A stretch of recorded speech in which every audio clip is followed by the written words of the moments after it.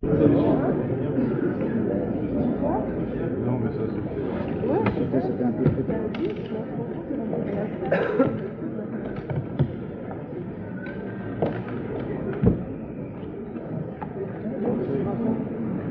Mais c'est d'abord à vous que je peux faire des reproches. Lesquels? Vous n'auriez pas dû savoir que je faisais pas de C'était clandestin. Là aussi, c'est vrai. Bon, bah c'est loupé. C'est complètement loupé.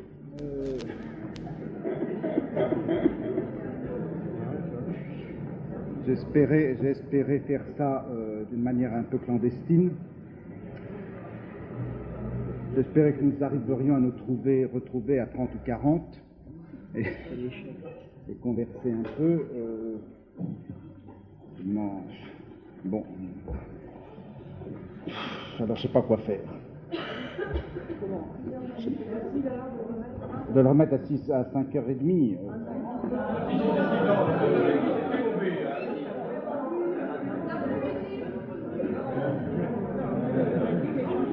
Ça, je dois dire que maintenant, ça m'est indifférent. Non.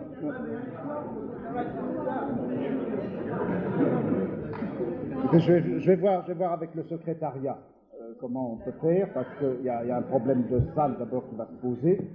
De toute façon, quelle que soit l'heure à laquelle on se réunit, il y a un problème de salle, et puis il y a un problème d'heure. Ce n'était pas pour chasser les gens qui ont la faiblesse ou la gentillesse de s'intéresser à ce que je dis. J'aurais voulu cette année, pour des raisons comme ça, si vous voulez, qui sont liées à mon rythme de travail et aux choses que je suis en train de faire, j'aurais aimé pouvoir faire un cours un peu mollasson et zigzagant, où j'aurais un peu raconté des choses sur ces problèmes de la guerre et de l'armée que je suis en train d'aborder, avec lesquels je ne suis pas très familier, et pour lesquels il faudra une documentation de plusieurs mois, sinon plusieurs années. Alors, j'aurais voulu faire un cours comme ça, un petit peu de recherche, et dans cette mesure-là, vous convoquez ou vous laissez venir à 100-300 pour entendre ces borborigmes et ces bafouillis. J'en avais un peu honte, alors je me disais, vers 9h30 le matin, comme ça, il y aura une trentaine de volontaires. Je leur raconterai mes trucs, on pourra discuter un peu, et puis les années suivantes, on reprendra, si c'est possible ou souhaitable, on prendra le rythme un peu plus solennel, et puis on fera part aux gens qui viennent de ce qu'on aura fait. Bon, je cherchais un petit peu la formule intermédiaire entre le cours et le séminaire. Bon, c'est loupé. À moins que ça vous dégoûte et que la semaine prochaine, on se retrouve un peu, mais bon, en tout cas, je vais donc voir pour la salle si on peut en changer. Changer de salle sans changer d'heure. Et si on peut revenir le soir à 5h30, enfin 6h moins le quart. Non, c'est embêtant parce qu'en effet, certains ont dû modifier des heures d'emploi du temps. Enfin, bon, oui, mais écoutez, vous avez regardé le nombre de micros alors. Pardon?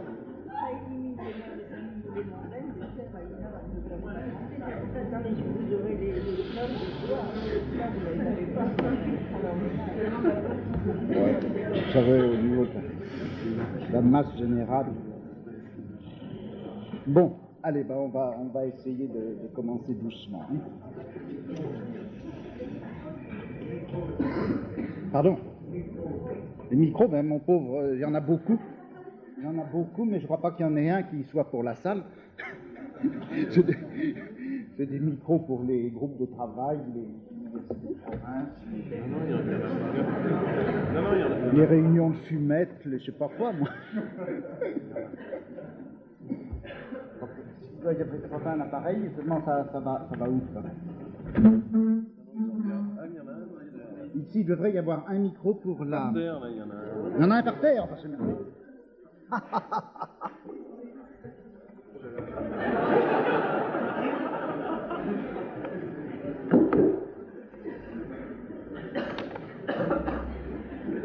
parfait. J'ai l'impression qu'il est branché là maintenant. Vous entendez un peu mieux? Voilà. Bon, donc alors, pour ceux qui n'étaient pas là la dernière fois, parce que malgré tout nous étions 60-80 la dernière fois. Donc cette année, je voudrais commencer, mais commencer seulement, une série de recherches, d'analyses sur la guerre, sur la guerre comme principe éventuel d'analyse des rapports de pouvoir. Est-ce que c'est du côté du rapport belliqueux? Est-ce que c'est du côté du modèle de la guerre? Est-ce que c'est du côté du schéma de la lutte, des luttes, que l'on peut trouver un principe d'intelligibilité et d'analyse du pouvoir politique?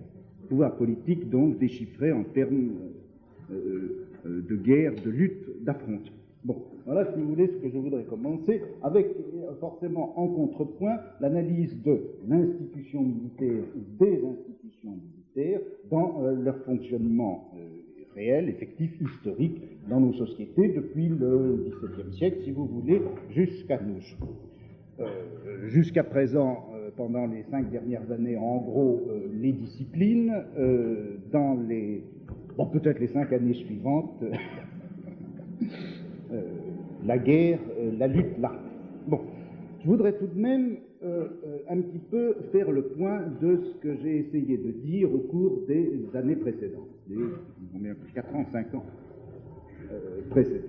Je voudrais faire le point à la fois parce que ça me gagnera du temps pour mes recherches sur la guerre, qui ne sont pas encore très avancées, et puis éventuellement ça peut servir de repère à ceux d'entre vous qui n'étaient pas là les années précédentes.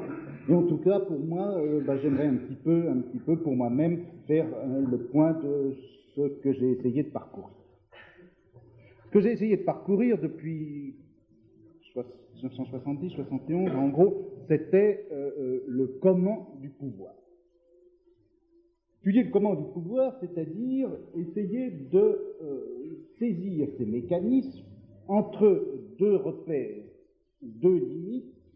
D'un côté, les règles de droit qui délimitent formellement le pouvoir, et puis d'un autre côté, l'autre extrémité, l'autre limite, ça serait les effets de vérité que ce pouvoir produit, que ce pouvoir conduit, et qui, à leur tour, reconduisent ce pouvoir. Donc, triangle, pouvoir, droit, vérité. Disons schématiquement ceci, il existe une question traditionnelle, qui est la question traditionnelle, je crois, de la philosophie politique, et qu'on pourrait formuler ainsi: comment est-ce que le discours de la vérité, ou tout simplement, comment est-ce que la philosophie, entendue comme le discours par excellence de la vérité, comment donc ce discours de la vérité peut-il fixer les limites de droit du pouvoir? C'est la question traditionnelle. Or, celle que je voulais poser est une question, si vous voulez, d'en dessous, est une question très factuelle par rapport à cette question traditionnelle, noble et philosophique. Mon problème serait en quelque sorte celui-ci. Quelles sont les règles de droit que les relations de pouvoir mettent en œuvre pour produire des discours de vérité? Ou encore, quel est donc ce type de pouvoir qui est susceptible de produire des discours de vérité et qui sont, dans une société comme la nôtre, dotés d'effets si puissants?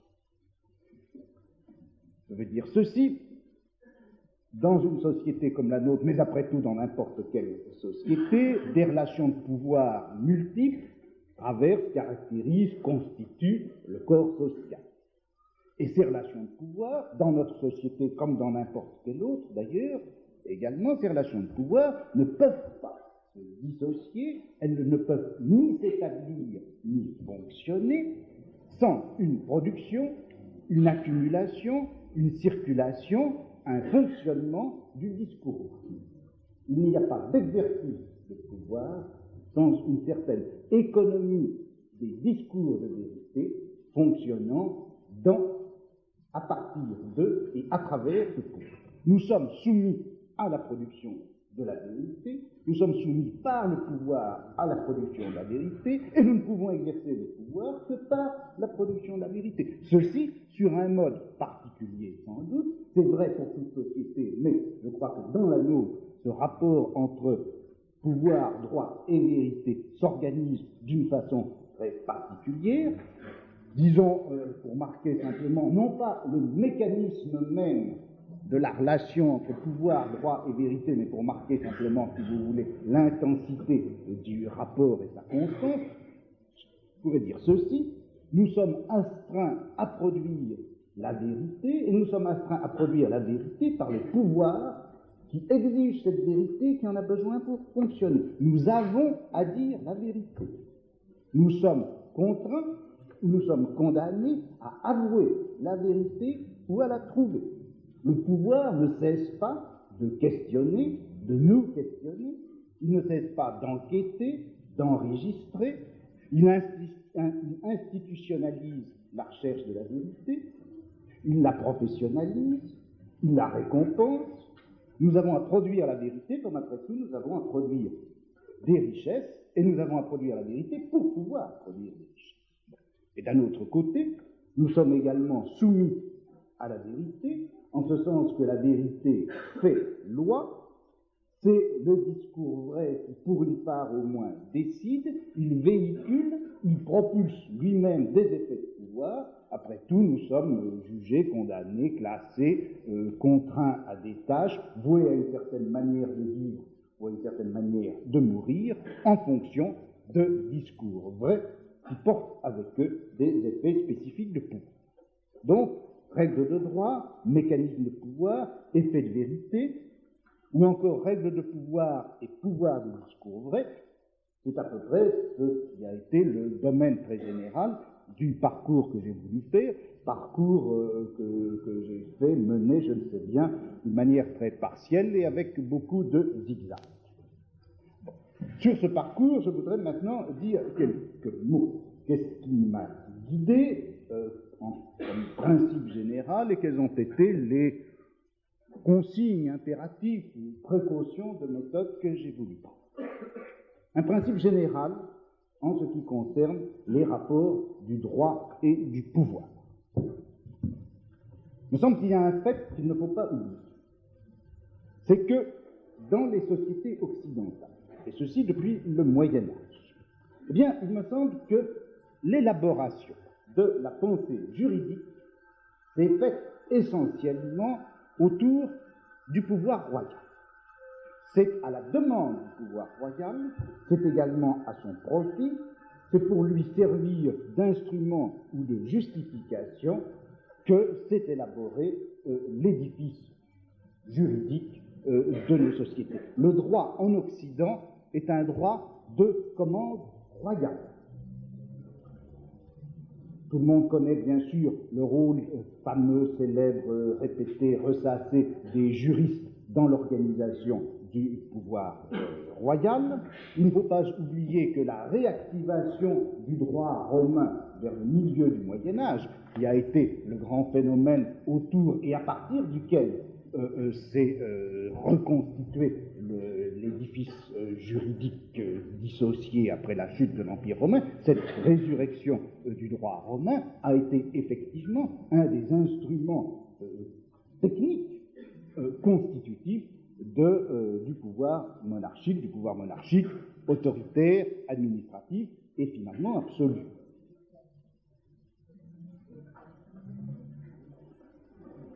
Qu'est-ce qui se passe? Il y a quelqu'un en trop? Quelqu'un qui ne lâche pas? Nous sommes autant de gens dehors. Que dedans. Alors, écoutez, dites-leur que vraiment aujourd'hui c'est pas intéressant et que la semaine prochaine je vais faire tout mon possible pour que le cours ait lieu. Il sera peut-être beaucoup moins intéressant encore et le cours aura lieu dans une grande salle pour qu'on puisse, dans une salle plus grande pour qu'on puisse loger. Vous voulez leur dire ça? Pardon?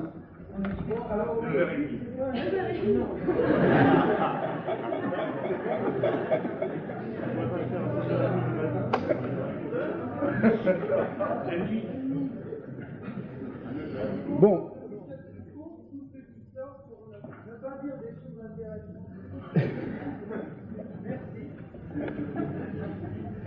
Bon. Formation de l'édifice juridique autour du personnage royal, à la demande même et au profit du pouvoir royal, et lorsque cet édifice juridique, dans les siècles suivants, aura échappé au contrôle royal, lorsque précisément cet édifice juridique sera retourné contre le pouvoir royal, eh bien, ce qui sera en question, ça sera toujours les limites de ce pouvoir, ça sera la question concernant ses prérogatives. Autrement dit, je crois que le personnage central dans tout l'édifice juridique occidental, c'est le roi. C'est du roi qu'il est question, c'est du roi, de ses droits, de son pouvoir, des limites éventuelles de ce pouvoir, c'est de là qu'il est fondamentalement question dans le système général, dans l'organisation générale, en tout cas, du système juridique occidental. Que les juristes aient été les serviteurs du roi, ou qu'ils aient été des adversaires, c'est de toute façon toujours du pouvoir royal qu'il est question dans ces grands édifices de la pensée du savoir juridique. Et du pouvoir royal, il en est question de deux manières, soit pour montrer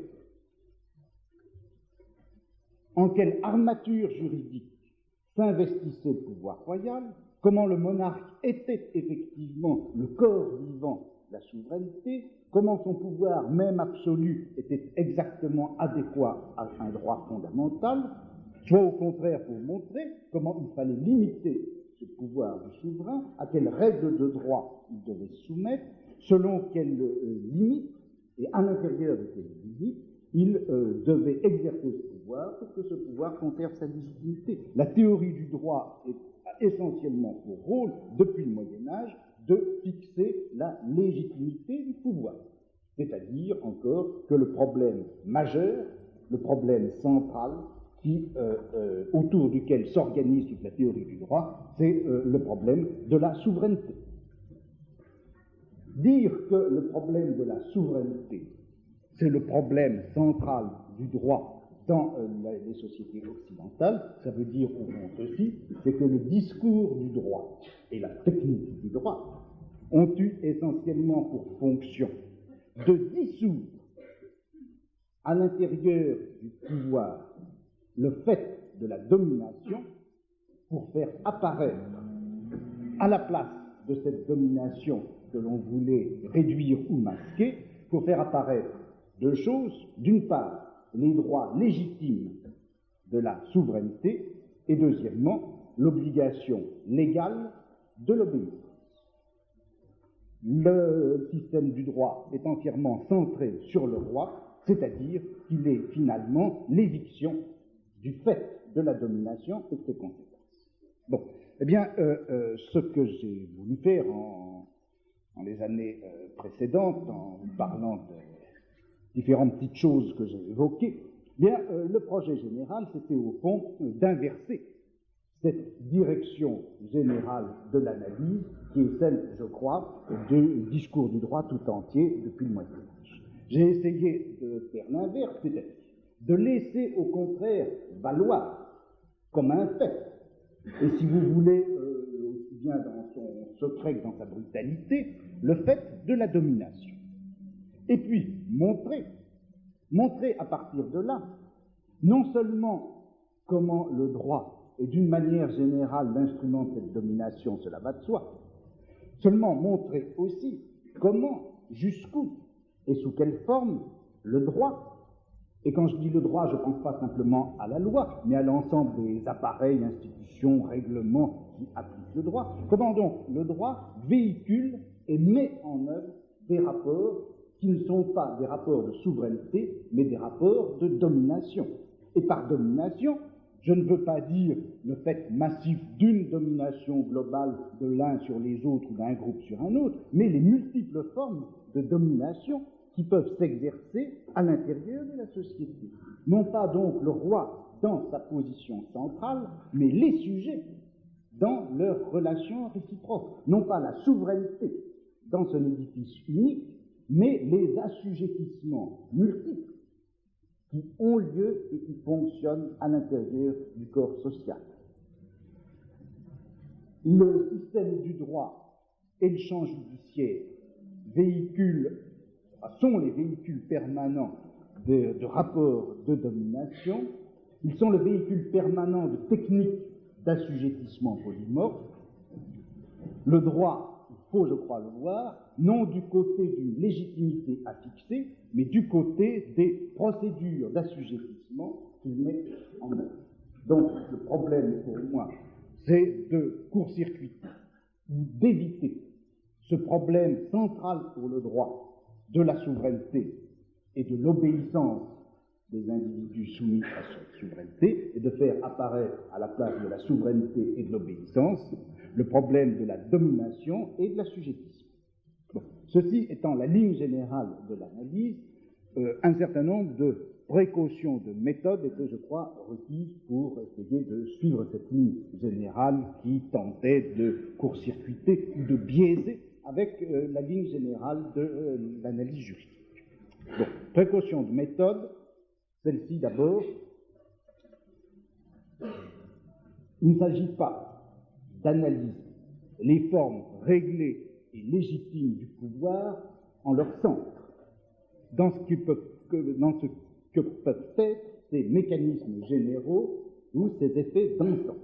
Il s'agit de saisir au contraire le pouvoir à ses extrémités, dans ces derniers linéaments, là où il devient capillaire, c'est-à-dire prendre le pouvoir dans ses formes et ses institutions les plus régionales, les plus locales, là surtout où le pouvoir, débordant les règles de droit qui l'organisent et le délimitent, là où ce pouvoir se prolonge par conséquent au-delà de ces règles, s'investit dans des institutions, prend corps dans des techniques et se donne des instruments d'intervention matérielle, éventuellement même violente.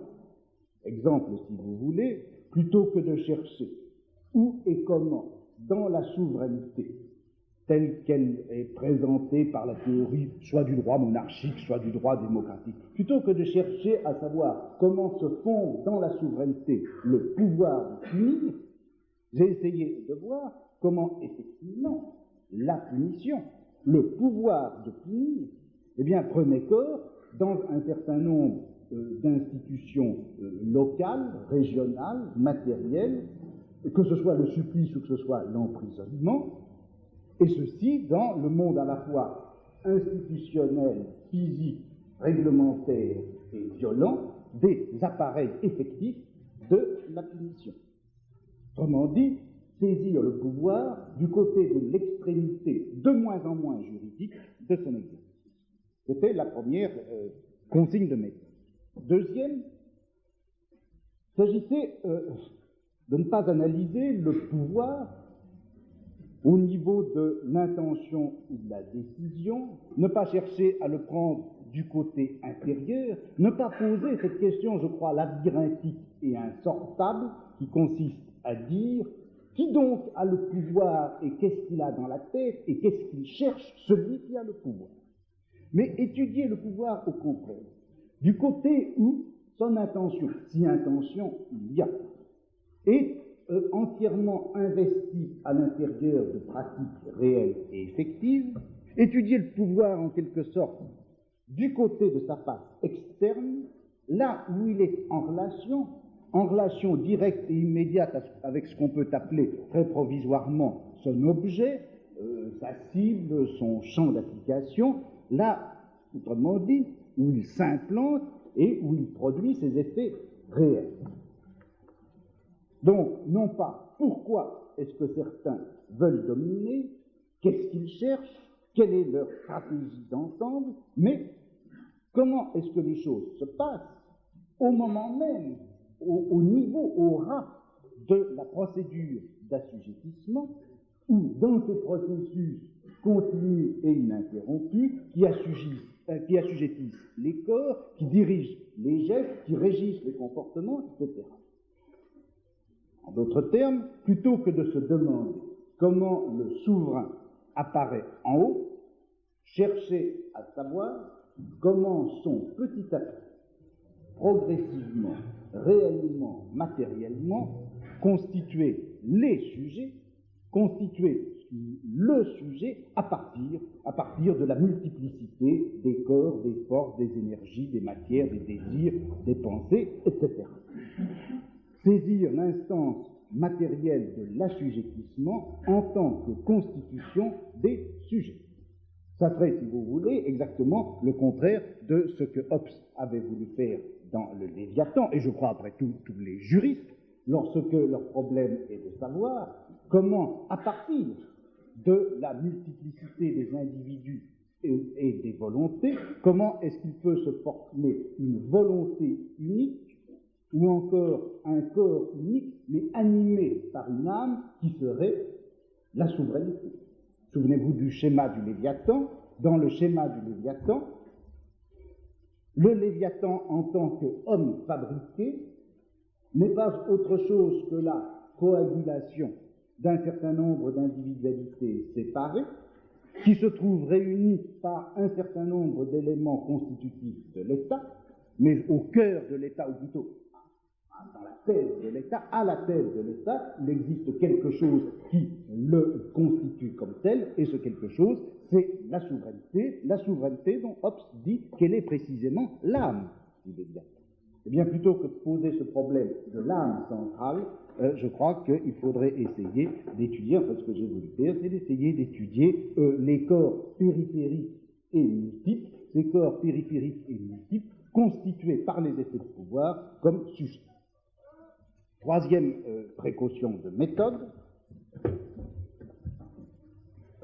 ne pas prendre le pouvoir comme un phénomène de domination massif et homogène, domination massive et homogène d'un individu sur les autres, d'un groupe sur les autres, d'une classe sur les autres.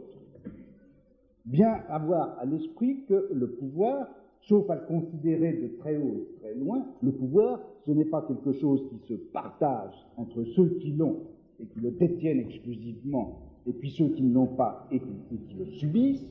Le pouvoir doit être, je crois, analysé comme quelque chose qui circule, ou plutôt comme quelque chose qui ne fonctionne qu'en chaîne. Il n'est jamais localisé ici ou là, il n'est jamais entre les mains de certains, il n'est jamais approprié comme une richesse ou un bien. Le pouvoir fonctionne, le pouvoir s'exerce en réseau. Et sur ce réseau, non seulement les individus circulent, mais ils sont toujours en position de subir et aussi d'exercer ce pouvoir. Ils ne sont jamais la cible inerte ou consentante du pouvoir, ils en sont toujours les relais. Autrement dit, le pouvoir transite par les individus, il ne s'applique pas à eux. Il ne faut donc pas, je crois, concevoir l'individu comme une sorte de noyau élémentaire, atome primitif, matière multiple et inerte, sur laquelle viendrait s'appliquer, contre laquelle viendrait frapper le pouvoir qui soumettrait les individus ou les briserait. En fait, ce qui fait qu'un corps, ce qui fait que des gestes, des discours, des désirs sont identifiés et constitués comme individus, c'est précisément cela, un des effets premiers du pouvoir. C'est-à-dire que l'individu n'est pas le vis-à-vis du pouvoir, il en est, je crois, un des effets premiers. L'individu est un effet du pouvoir et il est en même temps, dans la mesure même où il est un effet, il en est le relais. Le pouvoir transite par l'individu qui la constitue. Quatrième conséquence, au niveau des précautions de méthode, ceci. Quand je dis le pouvoir, ça s'exerce, le pouvoir, ça circule, le pouvoir, ça forme réseau, c'est peut-être jusqu'à un certain point vrai. On peut dire également nous avons tous du fascisme dans la tête, et plus fondamentalement encore, nous avons tous du pouvoir dans le corps. Et le pouvoir, dans une certaine mesure au moins, transhume par notre corps. Tout ceci, en effet, peut être dit. Mais je ne crois pas qu'il faille, à partir de là, en conclure que le pouvoir serait, si vous voulez, la chose du monde la mieux partagée, la plus partagée, bien que jusqu'à un certain point il le soit. Ce n'est pas une sorte de distribution démocratique ou anarchique du pouvoir à travers les corps. Je veux dire ceci. Il me semble que, et ce serait là donc la quatrième précaution de méthode, l'important, c'est qu'il ne faut pas faire une sorte de déduction du pouvoir qui partirait du centre et qui essaierait de voir jusqu'où il se prolonge par le bas, dans quelle mesure il se reproduit, dans quelle mesure il se reconduit jusqu'aux éléments les plus atomistiques de la société. Je crois qu'au contraire, il faut, enfin c'est une précaution de méthode à suivre, il faudrait faire une analyse ascendante du pouvoir, c'est-à-dire partir des mécanismes infinitésimaux, lesquels ont leur propre histoire, lesquels ont leur propre trajet, leur propre technique et tactique, et puis voir comment ces mécanismes de pouvoir, qui ont donc leur solidité et en quelque sorte leur technologie propre, voir comment ces mécanismes de pouvoir ont été et sont encore investis, colonisés, utilisés, infléchis, transformés, déplacés, étendus, etc., par des mécanismes de plus en plus généraux et des formes de domination globale. Ce n'est pas la domination globale qui se pluralise et se répercute jusqu'en bas. Je crois qu'il faut analyser la manière dont, au niveau les plus bas, les phénomènes de pouvoir, les techniques et procédures de pouvoir jouent, montrer comment ces procédures, bien sûr, se déplacent, s'étendent, se modifient, mais surtout comment elles sont investies, comment elles sont annexées par des phénomènes plus globaux et comment des pouvoirs plus généraux ou des profits économiques peuvent se glisser dans le jeu de ces technologies à la fois relativement autonomes et infinitésimales de pouvoir. Un exemple pour que ça soit plus clair, à propos de la souffle. On pourrait dire ceci, et ça serait l'analyse descendante dont je crois qu'il faut se méfier, on pourrait dire ceci, eh bien, la bourgeoisie est devenue, à partir de la fin du XVIe, XVIIe, comme vous voudrez, la classe dominante. Ceci étant dit, comment est-ce que l'on peut en déduire l'internement des fous? La déduction, vous la ferez toujours. Elle est toujours facile et c'est précisément ce que je lui reprocherai. Il est en effet facile de montrer comment le fou étant précisément celui qui est inutile dans la production industrielle, on est bien obligé de s'en débarrasser. On pourrait faire la même chose, si vous voulez, non pas à propos du fou, mais à propos de la sexualité infantile. C'est ce qu'ont fait un certain nombre de gens, jusqu'à un certain point, Wilhelm Reich, Helmut Reich certainement, dire, eh bien voilà, à partir de la domination de la classe bourgeoise, comment peut-on comprendre la répression de la sexualité infantile? Eh bien, tout simplement, le corps humain étant devenu essentiellement force productive à partir du XVIIe, XVIIIe siècle, toutes les formes de dépense qui étaient irréductibles à ces rapports, à la constitution des forces productives, eh bien, toutes les formes de dépense ainsi manifestées dans leur inutilité ont été bannies, exclues, réprimées.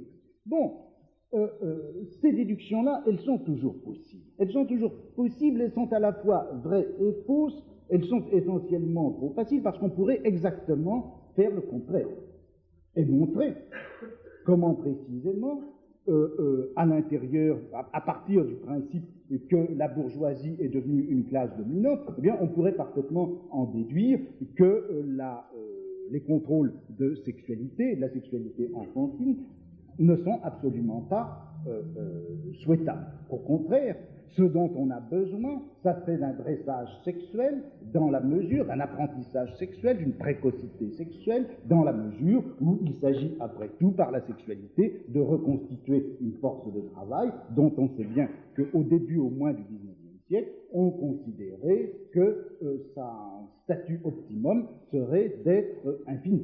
Plus il y aurait de forces de travail, plus le système de la production capitaliste pourrait fonctionner à plein et au plus juste. Je crois que n'importe quoi peut se déduire du phénomène général de la domination de la classe bourgeoise. Il me semble que ce qu'il faut faire, c'est faire l'inverse, c'est-à-dire voir comment, historiquement, en partant par du bas, les mécanismes de contrôle ont pu jouer quant à l'exclusion de la folie, si vous voulez, ou quant à la répression, l'interdiction de la sexualité, comment au niveau effectif de la famille, de l'entourage immédiat, des cellules ou des niveaux les plus bas de la société, eh bien, ces phénomènes-là de répression ou d'exclusion ont eu leur instrument, ont eu leur logique, ont répondu à un certain nombre de besoins, montrer quels en ont été les agents et chercher ces agents, non pas du tout du côté de la bourgeoisie en général, mais des agents réels qui ont pu être l'entourage immédiat, la famille, les parents, les médecins, le plus bas degré de la police, etc.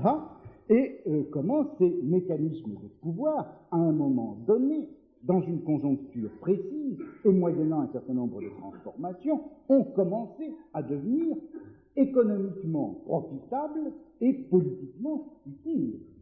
Et on arriverait, je crois, à montrer facilement, enfin c'est ce que j'ai voulu faire à plusieurs reprises en tout cas, c'est que, au fond, ce dont la bourgeoisie a eu besoin, ce en quoi finalement le système a trouvé son intérêt, ce n'est pas en ce que les fous soient exclus ou en ce que la masturbation des enfants soit surveillée et interdite.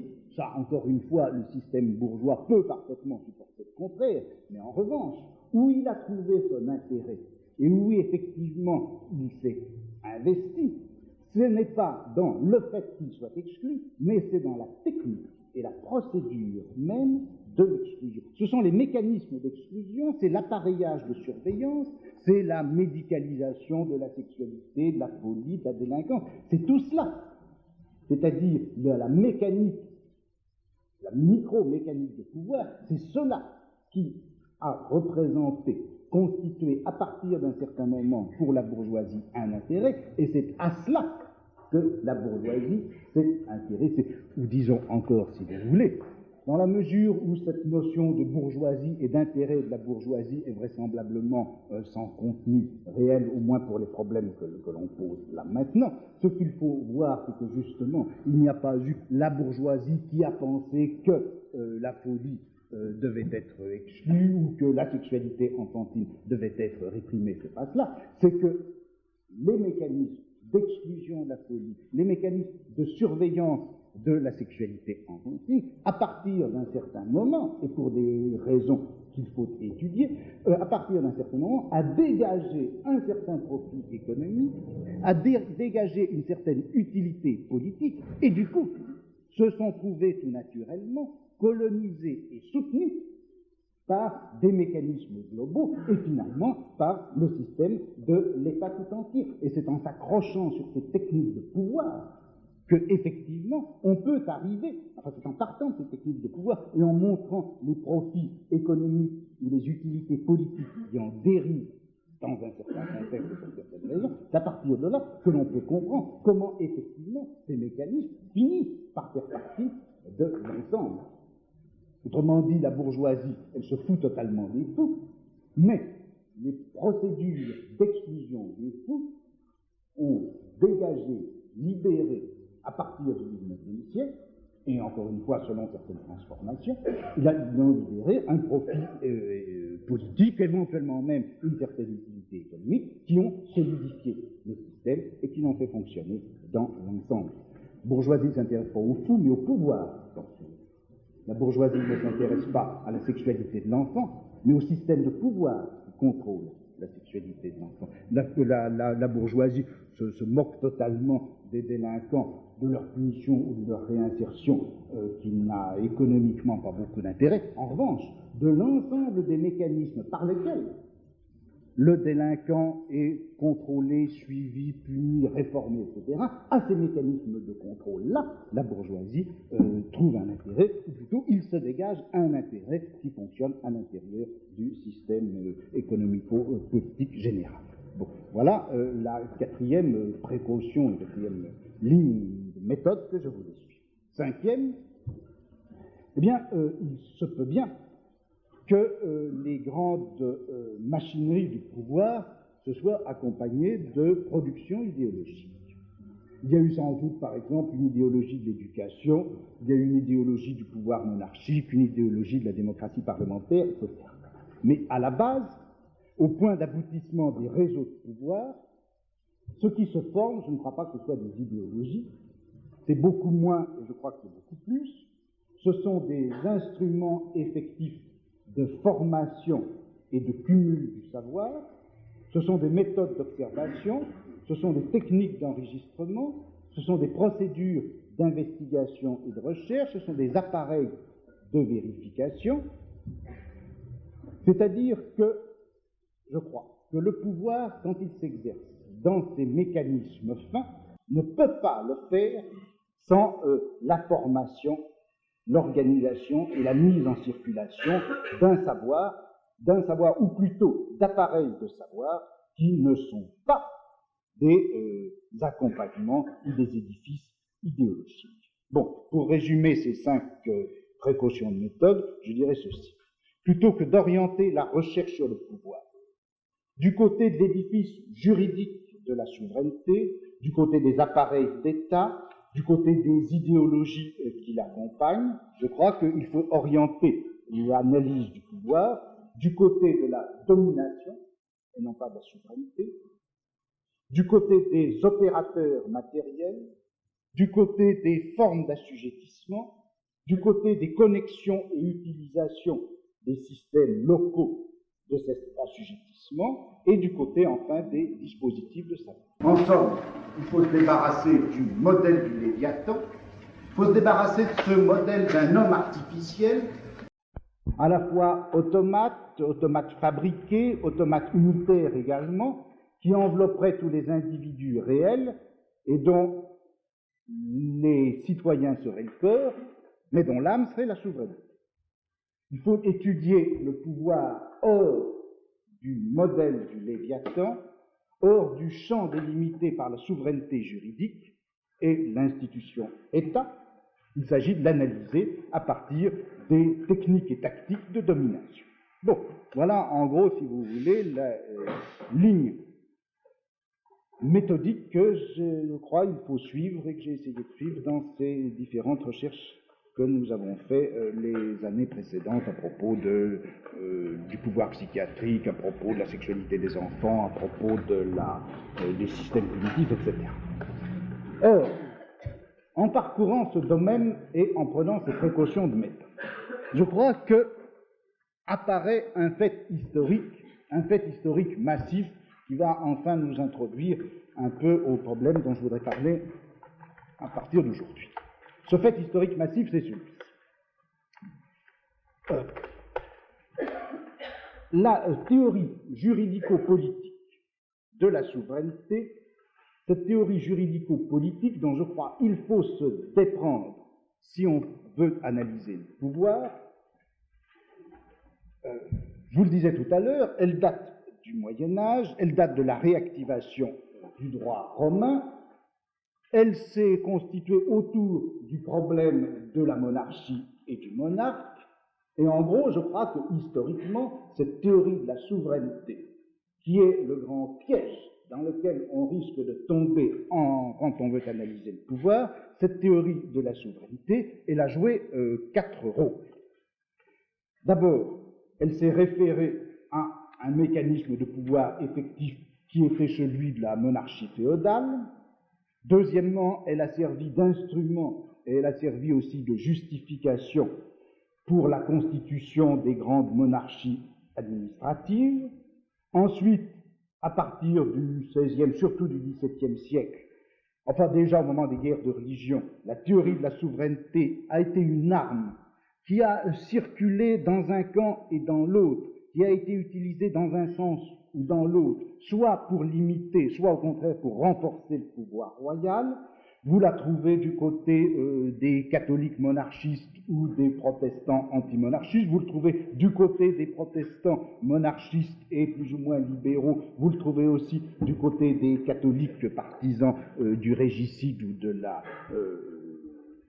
du changement de dynastie. Vous trouvez cette théorie de la souveraineté qui joue entre les mains des aristocrates ou entre les mains des parlementaires, du côté des représentants du pouvoir royal ou du côté des derniers féodaux. Bref, elle a été le grand instrument de la lutte politique et théorique autour des systèmes de pouvoir du XVIe et du XVIIe siècle. Enfin, au XVIIIe siècle, c'est toujours cette même théorie de la souveraineté réactivée du droit romain que vous allez trouver, en gros, disons, chez Rousseau et chez ses contemporains, avec un autre rôle, un quatrième rôle. Il s'agit à ce moment-là de construire contre les monarchies administratives, autoritaires ou absolues, un modèle alternatif, celui des démocraties parlementaires. Bon, et c'est ce rôle-là qu'il joue encore au moment de la Révolution. Eh bien, il me semble que, si on suit ces quatre rôles, ça perçoit une chose, c'est que tant qu'a duré la société de type féodal, eh bien, les problèmes que traitait la théorie de la souveraineté, ceux auxquels elle se référait, eh bien, ces problèmes couvraient effectivement les mécaniques généraux, la mécanique générale du pouvoir, la manière dont il s'exerçait, et jusqu'aux niveaux les plus bas, depuis les niveaux les plus élevés jusqu'aux niveaux les plus bas. Autrement dit, le rapport de souveraineté, qu'il soit entendu d'une façon large ou étroite, ce rapport de souveraineté couvrait, je crois, en somme, la totalité du corps social. Or, et effectivement, la manière dont le pouvoir s'exerçait pouvait bien être transcrit, pour l'essentiel en tout cas, en termes de relations souverain-sujet. Bon. Or, au XVIIe et au XVIIIe siècle, il s'est produit un phénomène important, c'est-à-dire l'apparition, il faudrait dire l'invention d'une nouvelle mécanique de pouvoir qui a des procédures bien particulières, des instruments tout nouveaux, un appareillage très différent et qui, je crois, est absolument incompatible avec les rapports de souveraineté. Cette nouvelle mécanique de pouvoir, c'est une mécanique qui porte d'abord sur les corps et sur ce qu'ils font, plus que sur la terre et sur son produit. C'est une mécanique de pouvoir qui permet d'extraire des corps du temps et du travail plutôt que des biens et de la richesse. C'est un type de pouvoir qui s'exerce continuellement par surveillance et non pas de façon discontinue par des systèmes de redevances et d'obligations chroniques. C'est un type de pouvoir qui suppose un quadrillage serré de coercition matérielle plutôt que l'existence physique d'un souverain. Et enfin, c'est un type de pouvoir qui repose sur ce principe qui est une véritable nouvelle économie du pouvoir, ce principe qu'on doit pouvoir à la fois faire croître les forces assujetties et en même temps la force et l'efficacité de ceux qui les assujettissent.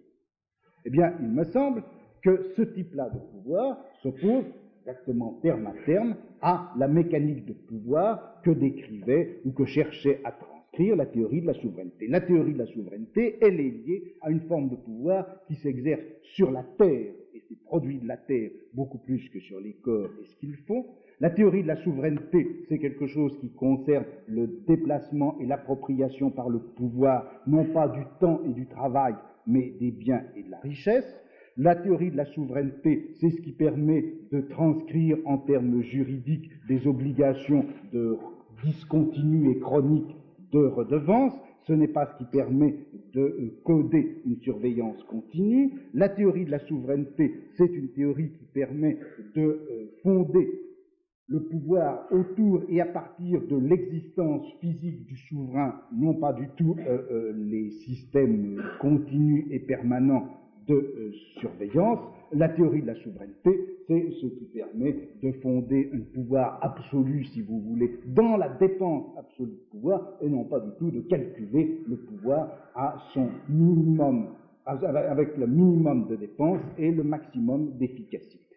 Bon, ce nouveau type de pouvoir, qui n'est donc plus du tout transcriptible dans les termes de la souveraineté, cet nouveau type de pouvoir, c'est, je crois, une des grandes inventions de la société bourgeoise. Il a été un des instruments fondamentaux de la mise en place du capitalisme industriel et du type de société qui lui est corrélatif, ce pouvoir, donc, non souverain, étranger à la forme de la souveraineté, c'est le pouvoir disciplinaire. Pouvoir disciplinaire indescriptible, injustifiable, dans les termes de la théorie de la souveraineté, radicalement hétérogène, et qui, si vous voulez, aurait dû normalement amener la disparition même de ce grand édifice juridique de la théorie de la souveraineté.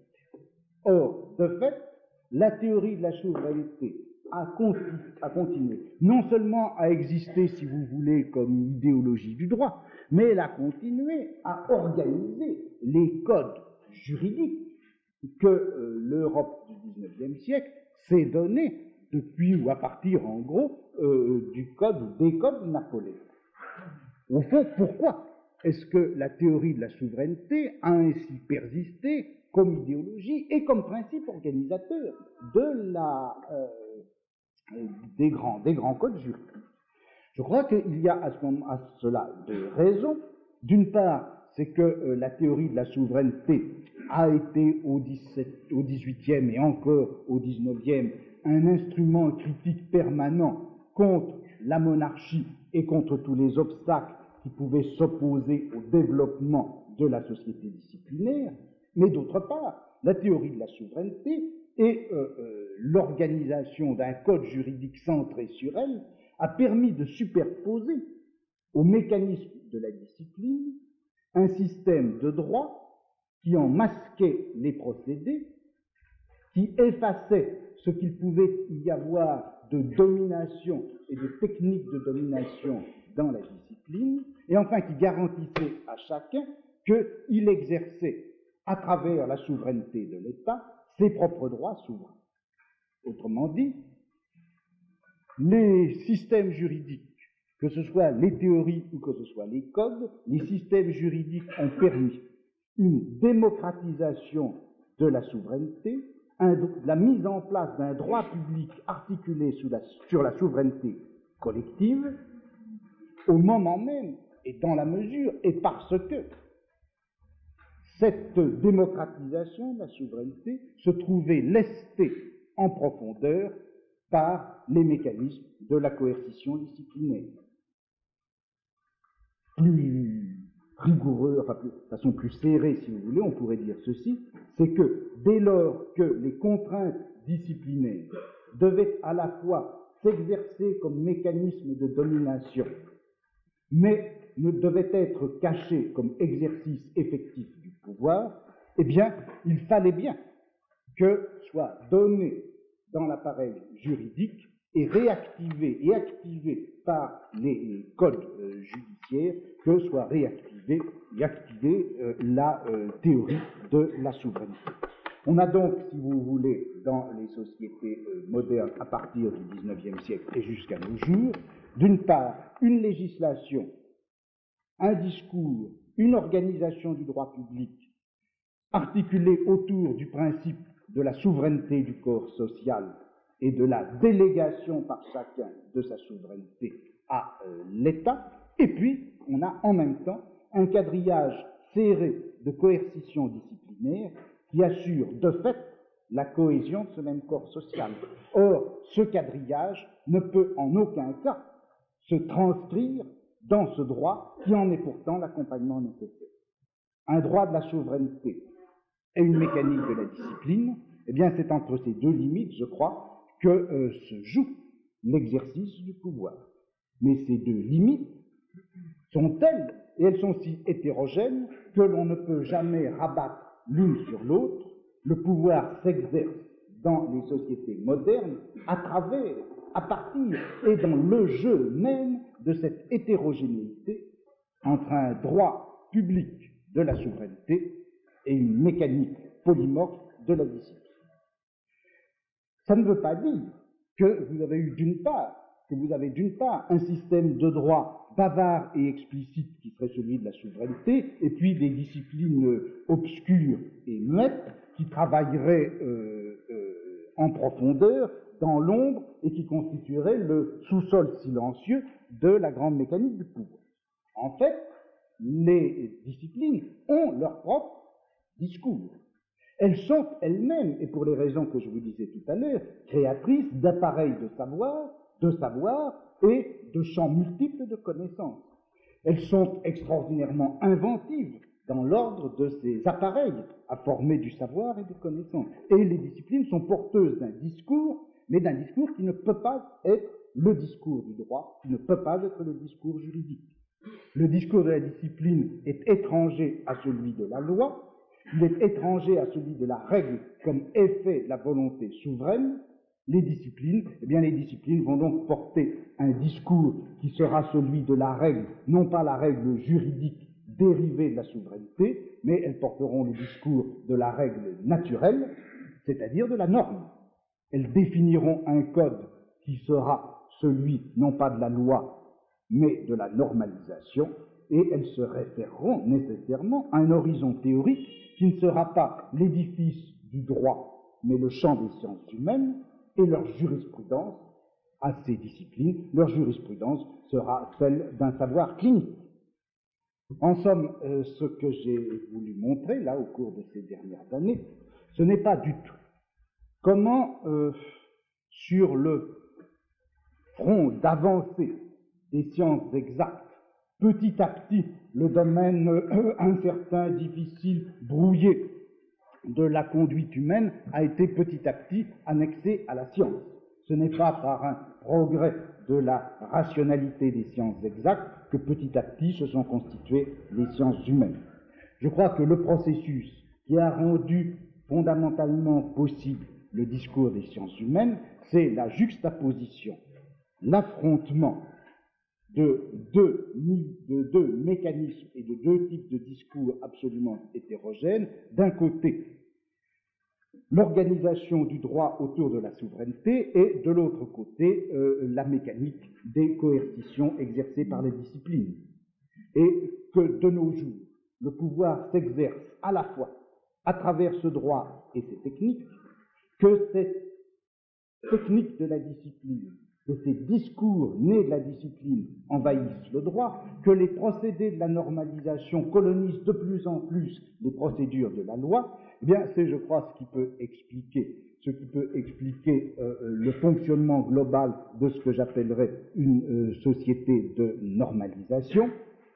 Je veux dire plus précisément ceci, c'est que je crois que la normalisation, les normalisations disciplinaires viennent buter de plus en plus contre le système juridique de la souveraineté, de plus en plus nettement apparaissent l'incompatibilité des unes et de l'autre, de plus en plus est nécessaire une sorte de discours arbitre, une sorte de pouvoir et de savoir que sa sacralisation scientifique rendrait neutre, et c'est précisément du côté de l'extension de la médecine que l'on voit en quelque sorte, je ne veux pas dire se combiner, mais se réduire ou s'échanger ou s'affronter perpétuellement la mécanique de la discipline et le principe du droit. La médecine, le développement de la médecine, la médicalisation générale du comportement et des conduites, des discours, des désirs, etc. Cette médicalisation, elle se fait sur le front où viennent se rencontrer les deux nappes hétérogènes de la discipline et de la souveraineté. Et c'est pourquoi, contre les usurpations de la mécanique disciplinaire, contre cette montée d'un pouvoir qui est lié au savoir scientifique, eh bien, nous nous trouvons actuellement dans une situation telle que le seul recours existant, apparemment solide, que nous ayons, eh bien c'est précisément le recours ou le retour à un droit organisé autour de la souveraineté, articulé sur ce vieux principe, ce qui fait que concrètement, vous le savez bien, lorsque contre les disciplines et contre tous les effets de savoir et de pouvoir qui lui sont liés, on veut objecter quelque chose, que fait-on? Que fait-on concrètement? Que fait-on dans la vie? Qu'est-ce que fait le syndicat de la magistrature ou autres institutions comme celle-là? Sinon précisément invoquer ce droit, ce fameux droit formel dit bourgeois, qui est en réalité le droit de la souveraineté. Et je crois qu'on est là dans une espèce de goulot d'étranglement que l'on ne peut pas continuer à faire fonctionner indéfiniment de cette manière-là. Ce n'est pas en recourant à la souveraineté contre la discipline que l'on pourra limiter les effets même du pouvoir disciplinaire. En fait, souveraineté et discipline, législation de la souveraineté, droit de la souveraineté et mécanique disciplinaire sont deux pièces absolument constitutives des mécanismes généraux de pouvoir dans notre société. À dire vrai, pour lutter contre les disciplines dans la recherche d'un pouvoir non disciplinaire, plutôt dans la lutte contre le pouvoir disciplinaire, vers quoi il faudrait aller, ce n'est pas vers l'ancien droit de la souveraineté, ça serait dans la direction d'un nouveau droit qui serait antidisciplinaire, mais qui serait en même temps affranchi du principe de la souveraineté. Et c'est là alors que sont rejoints, si vous voulez, la notion de répression dont je vous parlerai peut-être la prochaine fois, à moins que j'en ai un peu assez de ressasser des choses déjà dites et puis que je passe tout de suite à d'autres choses concernant la guerre. Enfin bon, si j'en ai le désir ou le courage, je vous parlerai peut-être la prochaine fois de la notion de répression qui, je crois, justement, a le double inconvénient dans l'usage qu'on en fait, d'une part de se référer obscurément à une certaine théorie de la souveraineté qui serait la théorie des droits souverains d'individus, et puis qui met en jeu dans quand on l'utilise, elle met en jeu toute une référence psychologique empruntée aux sciences humaines, c'est-à-dire aux discours et aux pratiques qui relèvent du domaine disciplinaire. Je crois que la notion de répression est encore une notion juridico-disciplinaire, quel que soit l'usage critique que l'on veut en faire, et dans cette mesure-là, l'usage critique de la notion de discipline se trouve vicié, gâté, pourri au départ par la double référence juridique et disciplinaire, double référence à la souveraineté et à la normalisation qu'elle implique. Bon, alors donc peut-être je vous parlerai de la répression la prochaine fois, sinon on passera directement au problème de la guerre. Voilà, bien merci. Et donc la prochaine fois on verra pour la salle, ça sera certainement à cette heure-ci, mais peut-être dans une autre.